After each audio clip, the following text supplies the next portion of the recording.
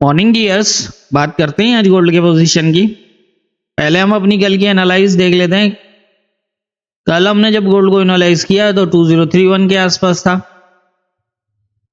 और हमारी एनालाइज कुछ इस तरह थी कि यहाँ से अब जाने के चांसेस हैं 2036 से लेकर 39 का एरिया एज ए रिजेक्शन रहेगा और नीचे जो है वो 2025 से लेकर 2020 का एरिया जो है वो एज ए सपोर्ट रहेगा।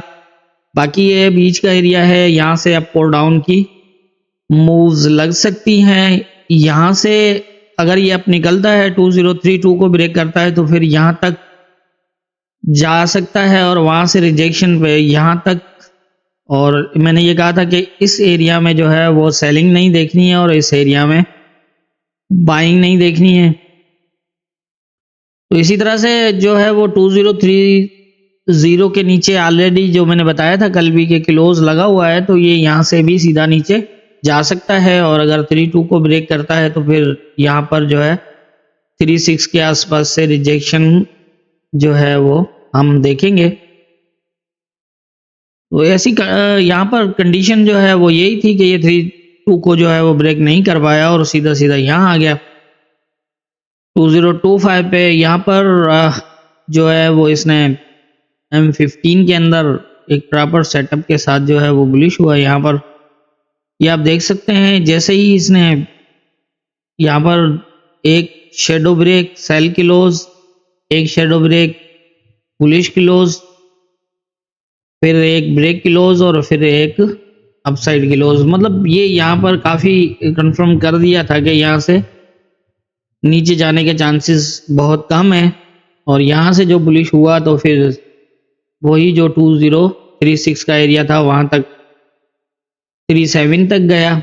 और अप साइड मैंने ये कहा था कि अगर ये 37 के ऊपर H4 का क्लोज करता है और स्टे करता है, यहाँ पर स्टे दिखाता है कंफर्मेशन, तो फिर मजीद हम देख सकते हैं इसको बाय में, वो भी 39 को ब्रेक करे और फिर जो है वो 37 को। लेकिन वही है कि 37 से आप नहीं निकल पाया तो वहीं से जो है दोबारा रिजेक्ट हुआ और 30 पे आ गया। ये थी हमारी कल की एनालाइज और मार्केट की मूवमेंट। और लाइव सेशन के अंदर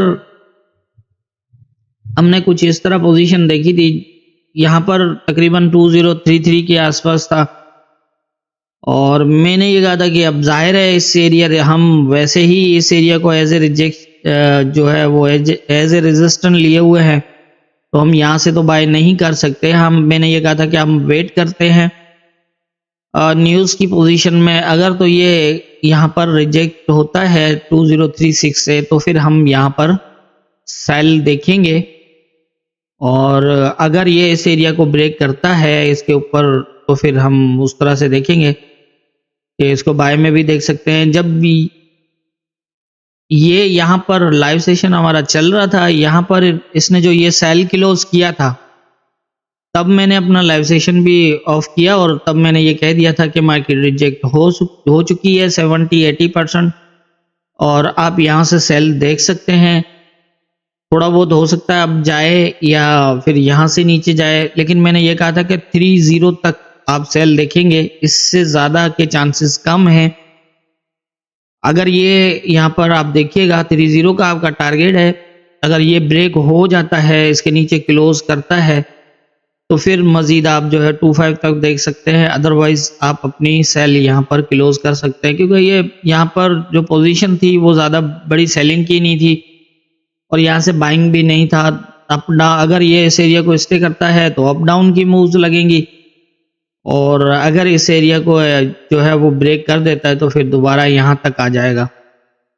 तो इसी तरह से मैंने बताया था कि आप जो है वो यहाँ से सेल कर सकते हैं 35 के एरिया में, तब मार्केट चल रही थी और मैंने 30 का ही कहा था और यहाँ से आप निकल जाइएगा। अगर ये ब्रेक कर देता है, इसको डायरेक्टली आके ब्रेक क्लोज करता है तो सही है, तो आप होल्ड कर सकते हैं। अदरवाइज जो है वो आप अपनी सेल क्लोज यहाँ कर सकते हैं क्योंकि फिर यहाँ अप डाउन के ही चांस होंगे और फिर वही आप देख रहे हैं कि ये फिर कल से फिर इसी एरिया में अप और डाउन, नीचे आया फिर अप गया फिर नीचे आया फिर अप, तो इस तरह से मूव होंगी। और मैं कई बार ये चीज़ें बता चुका हूँ कि इस तरह की जो मूवमेंट होती है अप और डाउन 60 70 50 60 50, इसके अंदर ट्रेड करना काफ़ी कदर जो है वो मुश्किल भी होता है, ख़ैर मुश्किल तो नहीं कह सकते लेकिन कोई एक अच्छा प्रॉफ़िट नहीं, कोई अच्छी पोज़ीशन नहीं होती या कुछ अच्छा जो है वो नहीं मिलता क्योंकि 50-60 पिप की मूव के अंदर हमारे 10-20 पिप्स कन्फर्मेशन में चले जाते हैं और 10 पी 20 पिप्स के करीब जो है वो वैसे ही टारगेट जो एरिया होता है उससे अपसाइड हमें 10 पिप तकरीबन देखना होता है। तो बाकी पीछे बचता ही कुछ नहीं है। 20-30 पिप्स के लिए जो है वो रिस्क लेना मेरे ख्याल में जो है वो मुनासिब नहीं है। तो इसलिए फिर वही पोज़ीशन थी कि यही एक ट्रेड नज़र आ रही थी मुझे जो कल मैंने बताया था बाकी उसके बाद फिर जो है मुझे क्योंकि ये देखिए ना मार्केट एक बड़ी मूव तब लगा सकती है जब वो एक प्रॉपर अपने रिजेक्शन एरिया से जो है वो रेजिस्टेंट हो। यहाँ पर रिजेक्शन जो है ये रेजिस्टेंट एरियाज का 36 का है। जब इसने इस एरिया को ब्रेक कर दिया था, शैडो ब्रेक भी कर दिया था, 37 तक मार्केट जा चुकी थी तो इतनी रेजिस्टेंट तो फिलहाल शैडो ब्रेक हो चुका है। अब जब रेजिस्टेंट शैडो ब्रेक है तो ये सपोर्ट को ब्रेक करे भी ना तो यहाँ से ये दोबारा इसको मेंटेन करके ही फिर नीचे आ सकता है। फिर बाय द वे कभी ऐसा होता है क्योंकि ये ऑलरेडी लेवल भी ब्रेक है तो ऐसा हो कभी-कभी देखा भी गया है कि ये सीधा-सीधा भी जा चला जाए क्योंकि इस एरिया को भी फिलहाल इसने ब्रेक किया हुआ था नीचे। तो इसलिए जो है ऐसी पोजीशन थी लेकिन यहाँ पर जो है वो शैडो ब्रेक किया हुआ था। तो इसलिए मैंने यही कहा था कि यहाँ पर जो है वो आप अपनी ट्रेड जो है क्लोज़ कर सकते हैं। ये सपोर्ट एरिया तो मैं ये सारी चीज़ें बताने का जो मकसद है वो यही है कि आप सब बेहतर समझते हैं। मैं हमेशा हर बात एक ही कहता हूँ कि हमारा कोई फाइनेंशियली सर्विस या इस तरह का कुछ भी नहीं है। मैं जो कुछ भी यहाँ देर बता रहा हूँ या ये एज़ ए लर्निंग है। मैं हमेशा कहता हूँ कि जितना भी हम फालतू का टाइम ज़ाया करते हैं मोबाइल के ऊपर बैठ के गेम खेलना, अ, तकरीबन सोशल जितने भी प्लेटफ़ॉर्म है वहाँ पर टाइम ज़ाया करना ठीक है, अगर कुछ नॉलेज के हवाले से देखते हैं तो अलग बात है, अदरवाइज़ ऐसी चीज़ें फ़ज़ूल वीडियोज़ टाइम ज़ाया करना उससे बेहतर है देखें कैसे हालात हैं, कैसा दौर है। हमें अगर कुछ स्ट्रगल करना पड़ेगा, हमें इस तरह से जो है वो अपनी एक्स्ट्रा किस्म की जो है ना वो इनकम ऑफ सोर्सेज़ जो है बनाने पड़ेंगे तब जाके हम जो है वो इस टाइम जो हालात है उसके हिसाब से अपने आप को मेंटेन कर सकते हैं। मैं इसलिए हमेशा कहता हूँ कि आपके पास जो भी है आपका अपना काम है, बिज़नेस है, जॉब है, जो भी है, वो अपनी जगह है। जो हमारे पास फालतू का टाइम बचता है वो हमें ऐसी चीज़ों के ऊपर क्योंकि आप खुद समझ रहे हैं कि आने वाला दौर बढ़ रहा है आईटी की तरफ और ये चीज़ें सारी आए उसी चीज़ से कनेक्टेड हैं और इनसे बहुत ज़्यादा बेनिफिट होने हैं आगे चल के। मैं इसके बारे में अगर ट्रेडिंग की बात करता हूँ तो मैं सिर्फ़ यही कहूँगा कि इसको एज़ ए हुनर सीख लें। ज़रूरी मैं ये तो कभी भी नहीं कहता आप इसको 2 महीने लगाएँ, 3 महीने लगाएँ और अकाउंट में लगाएँ पैसे और शुरू हो जाए, बिल्कुल नहीं। फाइनेंशियली जो है वो उसके हिसाब से तो मैं कभी किसी को गाइड ही नहीं करता क्योंकि ना तो मैं कोई फाइनेंशियली सर्विस चलाता हूँ, ना मैं कोई अकाउंट मैनेजर इस तरह की कोई भी कहानी नहीं है। मैं सिर्फ़ एज़ ए हुनर ये चीज़ें सिखा रहा हूँ और यही कहता हूँ कि एज़ ए हुनर सीख लें इसको ज़िंदगी में जब कहीं न कहीं ज़रूर काम आएगा। इतना मुझे जो है वो भरोसा है इस पे कि ये ज़रूर काम आएगा आने वाले किसी न किसी वक़्त में। तो इसलिए एज़ ए हुनर सीख लें, ज़रूरी नहीं है कि इसको सीख के और इसके अंदर जो है वो 2 महीने 4 महीने लगाएँ। देखिए ना इस फ़ील्ड को हमारे यहाँ सबसे ज़्यादा बदनाम इस तरह से किया गया है कि बहुत से लोग जो है वो यही कहते हैं कि ट्रेडिंग जो है वो एक किस्म का जुआ है या फिर ये गैम्बलिंग है या कुछ ये इस तरह है। और ये इसलिए लगता है कि लोगों ने इस फ़ील्ड में आके जो है वो काम भी ऐसे ही तरह ही किए हैं, गैम्बलिंग की है और 2 महीने 3 महीने बस ऑर्डर लगाना और ऑर्डर क्लोज़ करना, एसएलटीपी लगाना, एंट्री लेना ये सीखे और आके इस मार्केट में बैठ गए और ना कोई अता ना पता और लगाए अब एक बड़े-बड़े अमाउंट लगाए और ये ज़हन है कि बहुत बड़ा अकाउंट होगा तो हम बहुत बड़े तीर मार लेंगे। ऐसे करके इस फ़ील्ड में आए और धमाधम की और फिर उन्हीं लोगों ने इस फ़ील्ड को बदनाम कर दिया। लॉस भी अपना किया और बदनाम भी इस फ़ील्ड को कर दिया। आपके सामने है हमारा मेथड, हमारी एक्यूरेसी और जो ये समझते हैं कि ये फ़ील्ड एक जो है वो गैम्बलिंग है या ये चीज़ें हैं, तो भाई अगर गैम्बलिंग है तो फिर इस तरह से हम किस तरह जो हमारी इतनी एक्यूरेसी क्यों है? हमारे पास कोई ऐसा तो नहीं है, हमने तो नहीं बनाया इसको, हमने भी ज़ाहिर है टाइम दिया है, मेहनत की है, सीखा है। तो मैं वही कहना चाह रहा हूँ कि जो 2 महीने 3 महीने इसमें ऑर्डर लगाना और काटना सीख के और इसके यूँ समझने लगेगा कि चाचू की मार्केट हो गई है अब और हम इसमें जो है वो बहुत बड़ा पैसा बना लेंगे, तो ऐसा नहीं है भाई। अ, दुनिया का कोई भी ऐसा काम नहीं है जो 2-3 महीने के अंदर जो है वो सीख जाए और ये दुनिया की इतनी बड़ी मार्केट है जहाँ पर 8 ट्रिलियन प्लस डेली का बिज़नेस होता है और ऐसी जगह है जहाँ पर 90% प्लस वर्ल्ड में जो है वो लोग लॉस करते हैं। वहाँ पर अगर कोई 2-3 महीने में जो है वो आके ये सोचे कि मैं इस मार्केट का मास्टर बन गया हूँ, तो ये उसकी सबसे बड़ी गलतफ़हमी है और ऐसा ही किया है लोगों ने। और ये जो आज 90% का जो रेशो है ना, उसका रीज़न भी यही है कि बहुत कम टाइम के अंदर जो है वो थोड़ा-सा टाइम देते हैं और समझते हैं कि अब इसमें और कुछ ही नहीं है, ऑर्डर लगाना और काटना तो है और कुछ नहीं है बस। तो इस तरह से वो जो है वो आके गेमिंग करते हैं, फिर ज़ाहिर है गेमिंग ही होगी ना, क्योंकि जिनको रूल्स रेगुलेशन किसी चीज़ का पता ही नहीं है, तो वो तो गेमिंग ही करेंगे इसमें। अब अपनी मेहनत का पैसा है, आप समझेंगे कि उसको इस तरह गेमिंग की जगह पे कैसे बंदा लगा सकता है और फिर वो भी एक बड़े-बड़े अमाउंट्स के साथ। तो मैं तो यही कहता हूँ कि ऐज़ ए हुनर सीख लें और ये ज़िंदगी में ज़रूर काम आने वाला है। बाकी फाइनेंशियली तौर पर तो मैं किसी को कुछ नहीं कहता, वो सबका अपना है। जिसको जो बेहतर लगता है, अगर किसी को लगता है कि मैं 4 महीने में अब मैं इसको जो है वो लपेट लूँगा मार्केट को, तो वो तो उसका अपना है, मैं किसी को कुछ नहीं कहता।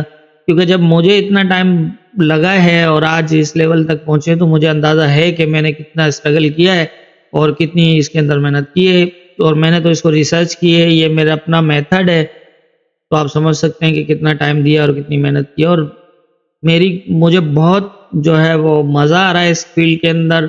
हकीकत अगर आप जानें तो जो है ना वो बहुत कुछ जो है ना वो लगता है खुद को बहुत कुछ महसूस करते हैं इस फ़ील्ड में इतना टाइम देने के बाद।